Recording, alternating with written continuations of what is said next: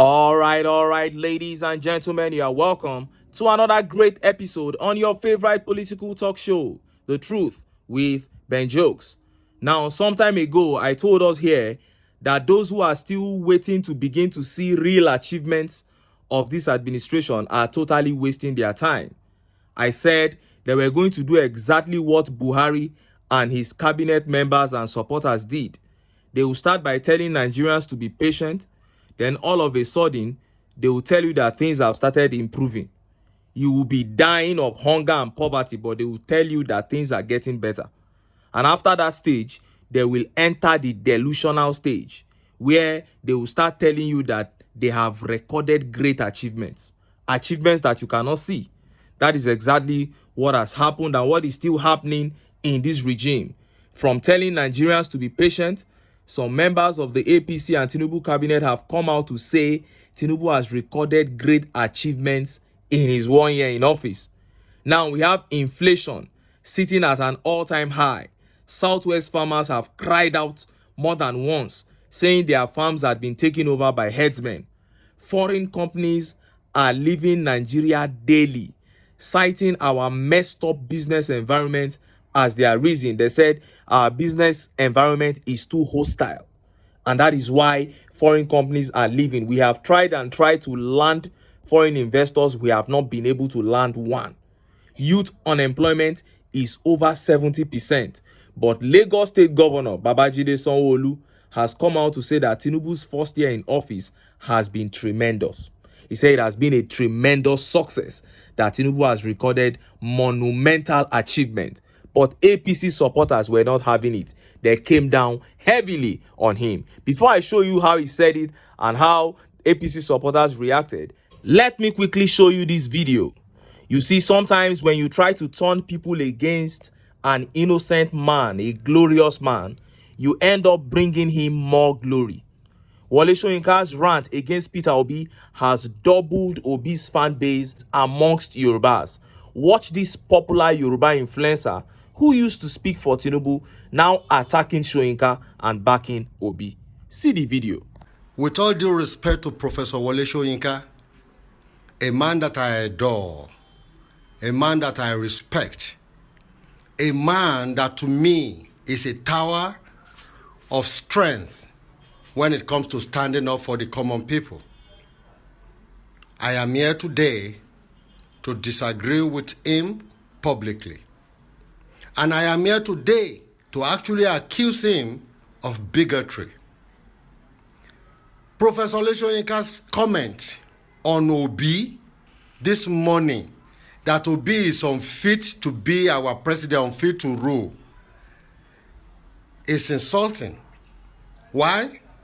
Obi is not the person who is in power. I will be expecting a man of his stature to be addressing the issue that we are facing today in Nigeria, that the government of Nigeria is making we commoners to go through. He has continually, consistently been on an attack of Peter Obi. Let me make it clear to you. Me will support Peter Obi, me will support anybody from time. I make it clear, I never supported Peter Obi or anybody, because I know all of you are the same thing. If you watch one of my video, because Peter Obi even said he will cancel the First Lady's office, I totally went against him. So I am not here to support Peter Obi, but Peter Obi has been acting as a more better person than Professor Wole Soyinka. Professor Wole Soyinka has gone on a personal attack on this man. He is not in power. Àwọn tó ń bàlújẹ́ ò sọ̀rọ̀, bàbá. You continue to go on Peter Obi. Is Peter Obi in power?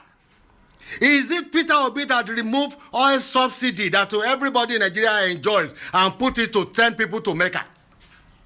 Is it Peter Obi that removed subsidy on education for our children and put it to support Muslims to go to Mecca? You heard him. He said he is not supporting Obi, but was it Obi that spent 90 billion naira to sponsor people to Hajj amidst the economic hardship Nigeria is facing now? He said in Yoruba, why can't you talk about the one who is destroying the country? That was what he said. And slowly, the antics of people like Wole Soyinka will open the eyes of the ones who were fooled into disliking Peter Obi for no good reason.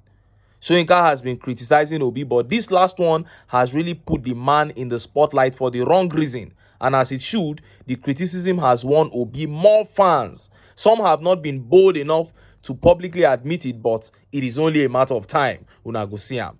Now, let us look at that speech by Babajide Sanwo-Olu that got APC supporters cursing him. Look at how the papers reported it. Nigerians can see my father, Tinubu's monumental achievement in first year as president, Sanwo-Olu. Governor Babajide Sanwo-Olu says Nigerians can see his godfather, Bola Tinubu's monumental achievement in his first year as leader of Nigeria. Mr. Sanwo-Olu made this call at the inauguration of the Lagos-Calabar Coastal Highway project by Mr. Tinubu to commemorate his first year in office. It is an honor that now that you are our president, we can see monumental things happening as you have done in this state, Mr. Sanwo-Olu said, calling Tinubu his father and leader. The governor added, I want to stand here truly proud as a Lagosian and one of your sons, say that indeed you are doing well. Mr. Sanwo-Olu described the inaugurated project as an audacious step by the Tinubu-led government and said it will facilitate economic development across the states it runs through. The Lagos governor said, I stand here truly proud as a man who has seen this transformation going on. The future of this is not only in Lagos, because this road goes into Ogun State, Ondo State, Edo State, traverse Delta State, gets into Rivers State, gets into Bayelsa State, gets into Akwa Ibom State, before it finally stops at Cross River. Mr. Sanwo-Olu added, you deserve a big round of applause. This is not about you. This is about writing a future we all dream about. Thank you. Thank you for your audacious step. You heard that. And after this update dropped, Obedience began searching for the comments of some famous APC supporters on X. And they were able to find some. And the comments showed that the marriage between APC and many of their supporters is over. Let's take some of the comments. This tweet here by Gbemisola says, liars and hypocrites. Well, we are sorry, Gbemisola, you have been lied to. We told you during the campaigns, but you guys wouldn't listen. And this tweet by Damisi says, Àwọn amugbo meji, meaning 2 Indian hemp smokers. Wow. And Abiodun David here says, your father is a failure. That's responding to Sanwo-Olu. If you say that Tinubu is your father, then just know that your father is a failure. And Musa Ibrahim Ahmed here says, we can clearly see his achievement of throwing millions of Nigerians into poverty, hunger, and insecurity. May APC never happen to this country again. Wow. Musa has turned his support ticket for the APC. And M.I. Abubakar says, Tinubu-led administration has done nothing, but rather bringing hunger, poverty, insecurity, and all sorts of destitution in this country. Chai. Well, it is nothing new. Sanwo-Olu is saying the Lagos-Calabar Coastal Highway is a monumental achievement. But you and I know that everything is wrong with that project. But it is the biggest ever project in our country's history, and it has been highly inflated. And Sanwo-Olu knows what he stands to gain from it. So he has to praise Tinubu for starting it, even though the project will not be completed in over 12 years to come. Even though Nigeria has better projects that we can undertake right now to improve the economic situation of this country. Even though many existing federal roads are death traps, they are going ahead with projects that cannot be completed. Who loses in all these? It is the people. These politicians are just securing their own future while the masses continue to suffer. They dip their hands into the treasury anyhow and do whatever they want with the money. Secure their lives while people continue to wallow in abject poverty. But like I keep saying, the people can put an end to all this, because no matter how powerful a group of people are, they cannot be more powerful than the collective. If the people can begin to prioritize their own welfare, if the people will cast aside aboriginal sentiments, come together and say, no, enough is enough. We cannot continue to suffer in a land of plenty. If the people will do that, then their liberation will come. But until then, make I still enter town. Make I go get some ogbonge political news wey una go like. Why? Because of una. Na I dey here, so don't go away. Don't go away.